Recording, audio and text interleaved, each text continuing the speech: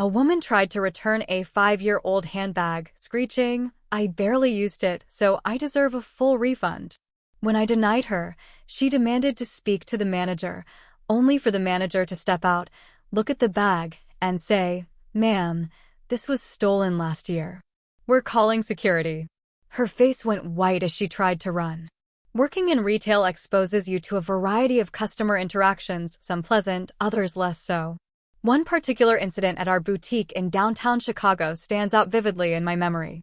It involved a woman attempting to return a handbag under circumstances that quickly escalated from routine to extraordinary. It was a Tuesday afternoon, and the store had a calm atmosphere with a few customers browsing.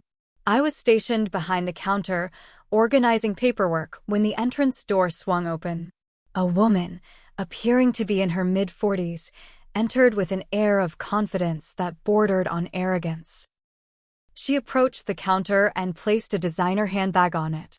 "I'd like to return this bag," she stated firmly. I looked at the handbag.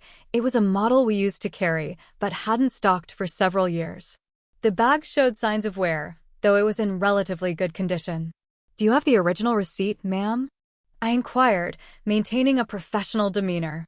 She sighed, clearly annoyed. "No, but it's your brand. You should be able to look it up." "I understand," I replied, "but without a receipt, our policy is to issue store credit for the lowest selling price in the last 90 days.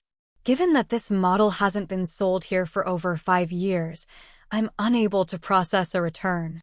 Her expression hardened. "That's unacceptable. I've barely used it, and I deserve a full refund." I remained calm. "I'm sorry, ma'am, but I can't process a return without proof of purchase." Her voice rose, drawing attention from other customers. "This is ridiculous. I demand to speak to your manager." At that moment, Mr. Reynolds, our store manager, emerged from the back office, alerted by the commotion. He approached with a composed demeanor. "Is there a problem here?" he asked, directing his question to both of us. The woman turned to him, exasperated. "Yes, your employee is refusing to return this bag. I've barely used it, and I want my money back." Mr. Reynolds examined the handbag closely. His brow furrowed as he inspected it, and then a look of recognition crossed his face. "Ma'am," he said slowly, "this bag was reported stolen from our store last year. We have this serial number on file. We're going to have to call security." The color drained from the woman's face. I have to go," she stammered, turning abruptly and heading toward the exit. However, our security guard, having been alerted by the escalating situation, was already positioned near the entrance. He intercepted her, gently but firmly guiding her back into the store. "Ma'am, please stay here until the police arrive," Mr. Reynolds instructed. She began to protest, but realized the gravity of the situation. Defeated, she sank into a nearby chair, awaiting the authorities. The police arrived promptly, took statements, and reviewed our records. It turned out the woman had a history of attempting such scams at various stores in the area. She was taken into custody, and the handbag was returned to our inventory. This incident served as a stark reminder of the audacity some individuals possess. As retail workers, we often encounter challenging situations, but this one stood out as particularly memorable. So she's sitting in that chair, pretending to be calm, but her leg was bouncing like it had a motor in it. She kept looking at the door, the windows, like maybe she was planning a second attempt at escaping. But our security guy, Andre, wasn't moving from that door. He stood like a statue, arms crossed, not saying a word. Then her phone buzzes. She jumps like it shocked her. I see her glance at the screen and her face changes. It's a mix of panic and decision. She grabs her phone, types something real fast, then shoves it back in her purse like nothing happened. Mr. Reynolds caught it too. "Who did you just message?" he asked. She snapped, "None of your business. You can't hold me here." He stayed calm, way calmer than I would have. "We're not detaining you, ma'am. Security is just making sure there's no further disturbance before the authorities arrive. You're welcome to sit quietly." But something was off. She looked like she was waiting for something or someone.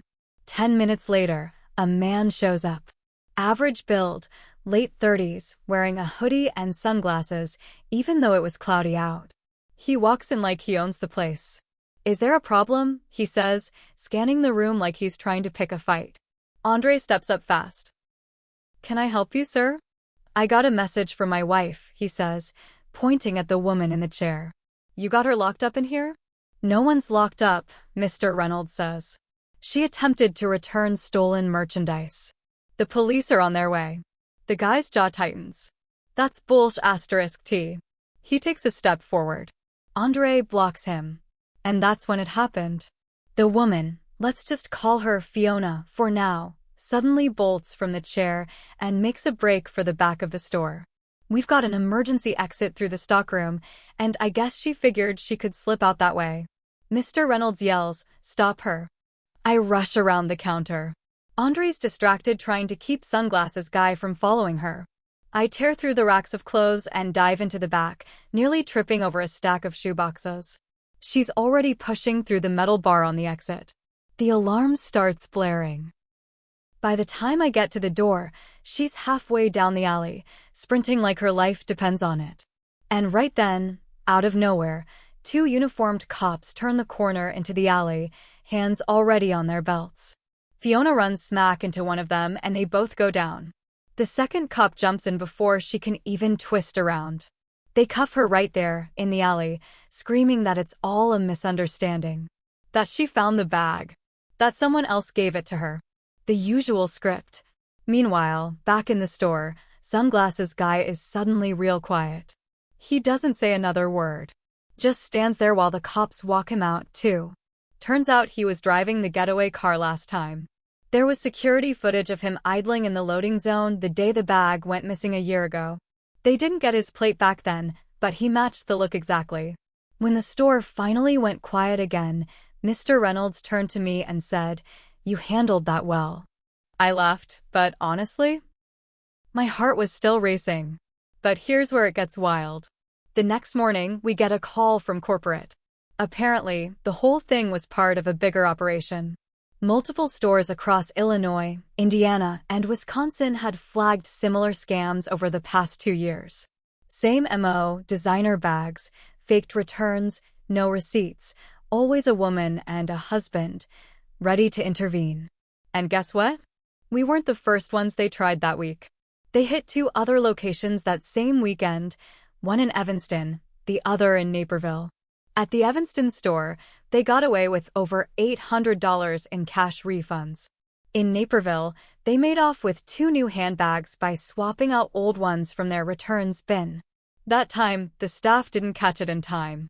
The police started connecting the dots after our store finally got the serial number match and the visual ID on the guy. We ended up being the missing piece. And then, things got messy. 2 days later, our district manager calls and tells us there's a leak. Someone inside had tipped off the scammers about which stores had weaker return policies. The scam team didn't just walk in randomly, they were told which managers were easy to manipulate, which stores didn't check serial numbers, and even the shifts when senior staff weren't present. We were stunned. None of us wanted to believe it, but someone from our region was feeding them information. At that point, things went from dramatic to downright criminal. 2 days after the whole stolen bag situation, things started getting tense at work. Corporate wasn't just investigating the scammers, they were digging into staff records too. Everyone's shift logs, return authorizations, and even old employee emails were being reviewed. They weren't saying it out loud, but we all knew someone on the inside had been helping those scammers. And now the search was narrowing down. That week, HR showed up unannounced. They started pulling people into the office one by one for routine conversations. The energy in the store completely changed. Everyone was nervous. Even the chill ones were second-guessing every move they made in the last year. Then something strange happened. One of our assistant managers, Corey, didn't show up for his Friday shift. No call, no text. Just gone. His locker was cleaned out, like he'd known he wouldn't be coming back. That's when the rumors exploded. People started whispering that Corey had been the leak.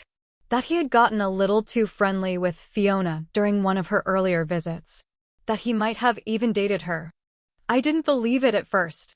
Corey was quiet, kind of a loner, but solid. He always followed rules to the letter. He didn't even let us take long breaks. But then someone pointed out that he was the one who processed a suspicious return 3 months ago. A damaged wallet with no receipt that looked exactly like one we'd been missing from inventory. The pieces were falling into place. Then we found out he wasn't answering his phone or responding to HR emails either. When they sent someone to check his apartment, it was empty. He'd moved out. Gone completely off the grid. It felt like we were living in a movie. But it wasn't over. About a week after Corey disappeared, we got a package at the store addressed to Mr. Reynolds. It was just sitting on the front counter when we opened that morning. No postage. No return address. Inside was an envelope full of photos, printed ones, not digital, and a flash drive. The photos were surveillance style. Grainy, low-res shots of Corey meeting with Fiona and the sunglasses guy in a parking garage. One was of a car trunk full of bags, boxes, and what looked like stacks of return slips. Another was taken through a diner window. Corey was handing Fiona what looked like a store inventory sheet. Mr. Reynolds immediately locked the office door and called corporate. When they plugged in the flash drive, there were more files, scanned copies of ID cards, employee schedules from 5 different stores, and audio recordings. One of the recordings was Corey's voice, talking about which manager was too soft and probably wouldn't check anything. He'd been helping them for at least 8 months. And the craziest part? The last file was a note. Typed. No name, just this. I never meant to screw anyone over. But when your rent's 3 months late and someone hands you $5,000 just to look the other way, you start thinking differently. Sorry to anyone who gets dragged into this. You were good people. I hope it's over now. It wasn't over. 2 days later, the Evanston store had another attempted scam. Different woman, different guy, but the same script. Fake return, no receipt, claims of barely used merchandise. This time, they tried a designer watch. The employee caught it because of the serial number, and the woman bolted before security even got to her. The scam ring was bigger than we thought. Corey was just one middleman. There were more. Corporate brought in private investigators. They started showing up at stores without telling anyone. Undercover shoppers, security audits, the works. A few more employees at other stores got fired quietly.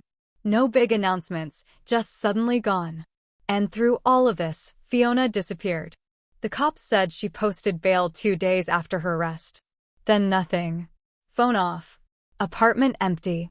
Not even her family knew where she went, or at least that's what they claimed. But I wasn't done with her.